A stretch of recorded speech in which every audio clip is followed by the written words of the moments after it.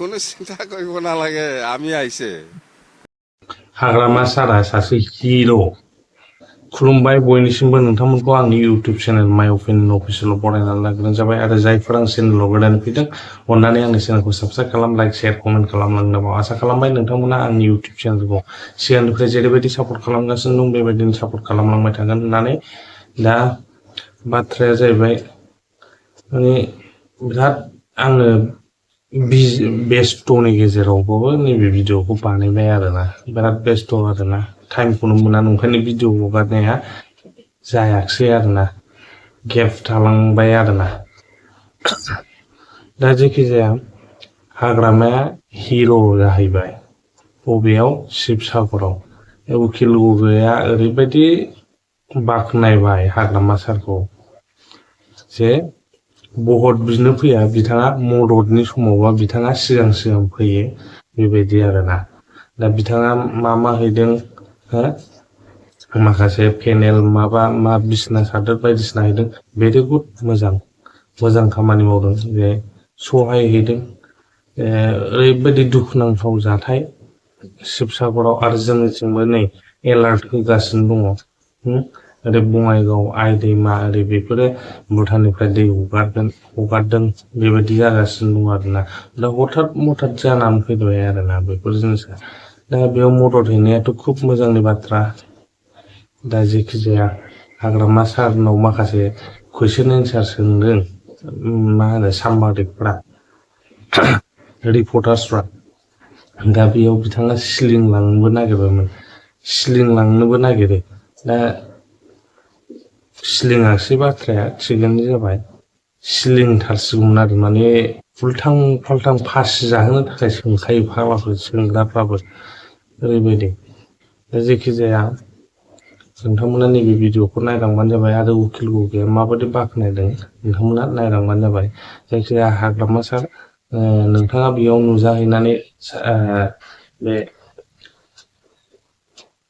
मा होनो एफेक्टेड एरियायाव जायफोर एफेक्ट जानानै दङ बिथांमोनखौ हेल्प खालामहोनो हादों बेयो खुब मोजांनि बाथ्रा आरोना जायखिजाया नायबानो जाबाय खुलुमबाय হাগ্ৰামাদে আমাৰ ইয়াত ভোট বিচাৰি নাহে কিন্তু বানপানীৰ সময়ত আহে এই ডিফাৰেঞ্চটো আমি বুজি পাব লাগিব যে আমাৰ অন্তৰৰ যিটো টান যে যেতিয়াই মানুহ বিপদত পৰিছে আপোনাৰ চামত BTCৰ পৰা তেখেত আহি উপস্থিত হৈছেহি এনে সুদাহাতে হোৱা নাই 10,000খন বিছনা চাদৰ লৈ আহিছে 10,000খন আঁঠুৱা লৈ আহিছে 10,000টা মানে আপোনাৰ ফেনাইলৰ বটল লৈ আহিছে 10,000টা ব্লিচিঙৰ পেকেট লৈ আহিছে আপুনি নিজে ভাবক যে তেখেতে নিজে গৈ পানীত সাঁতুৰি নাদুৰি কেনেকৈ গৈ মানুহক সহায় কৰি আহিলে তাৰ পাছত আকৌ তেখেতে দুটা কথা দি গৈছে যে ইয়াৰ 2খন বা 3খন গাঁও ৰিহেবিলিটেট কৰি দিব 1 নম্বৰ আৰু 2 নম্বৰ কথা দিছে যে মলিয়া ভেটাৰ যিটো মথাউৰি সেই মথাউৰিটো 13 কিলোমিটাৰ তেখেতে বন্ধাবৰ কাৰণে চৰকাৰৰ লগত ব্যৱস্থা কৰি দিব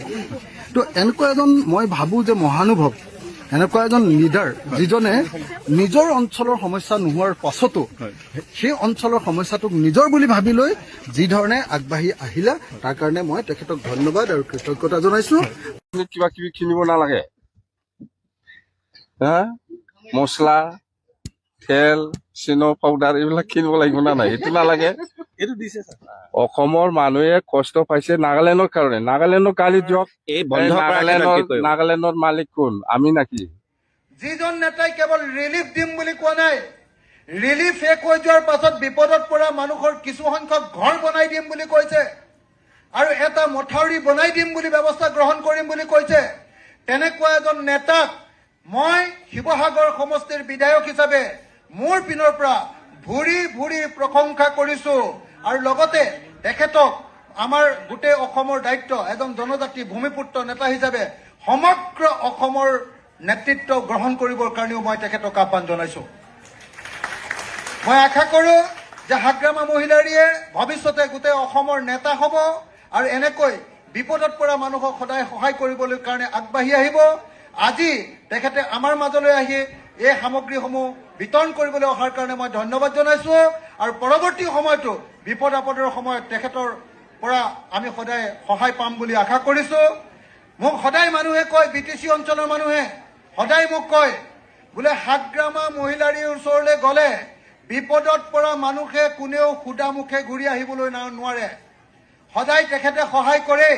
আজি আমি নিজে দেখিবলৈ পালো যে আমাৰ সমষ্টিত আহি তেখেতে সঁচাকৈ বিপদত পৰা মানুহৰ সহায় কৰিবৰ কাৰণে এটা আঁঠুৱা, এখন বিচনা চাদৰ, এটা ফেনাইলৰ বটল, এটা ব্লিচিং পাউডাৰৰ টোপোলা আৰু লগতে আৰু এসোপা প্ৰতিশ্ৰুতি লগত লৈ তেখেত আমাৰ মাজত আহি উপস্থিত হৈছেহি।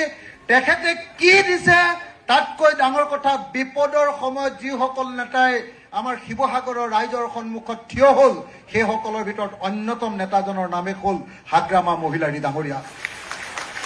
সেইকাৰণে মই আপোনালোকক কাকো হুলস্থুল নকৰি এতিয়া হাগ্ৰামা মহিলাৰী ডাঙৰীয়াৰ পৰা তেখেতৰ উপহাৰ গ্ৰহণ কৰিবৰ কাৰণে, তেখেতৰ মৰম গ্ৰহণ কৰিবৰ কাৰণে অনুৰোধ জনাইছো। মই এজন এজনকৈ নাম মাতি দিম।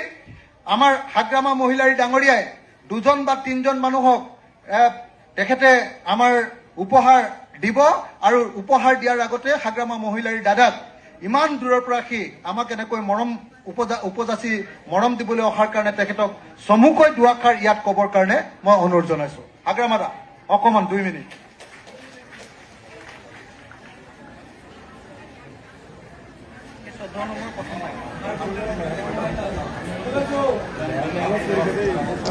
নমস্কাৰ দেই, নমস্কাৰ সকলোকে। তো আজি মই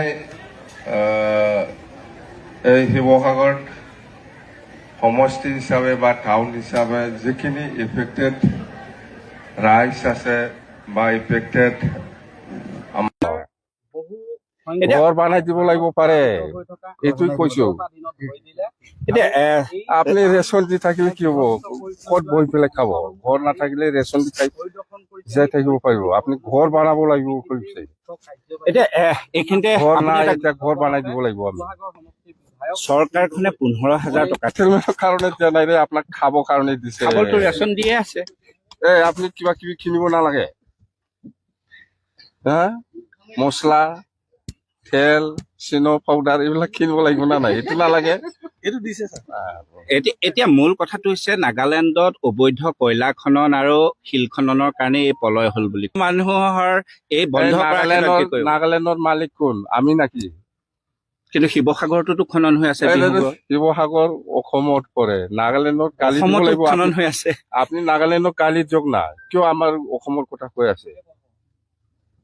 নাগালেণ্ড কিয় এনেকুৱা কৰিব লাগে? আমি নাগালেণ্ডক গালি দিব লাগে? আপোনালোকৰ কাৰণে আমি এইটো হৈছে। অসমৰ খিনি বন্ধ হব লাগে। অসমৰ মানুহে কষ্ট পাইছে নাগালেণ্ডৰ কাৰণে, নাগালেণ্ডক গালি দিয়ক।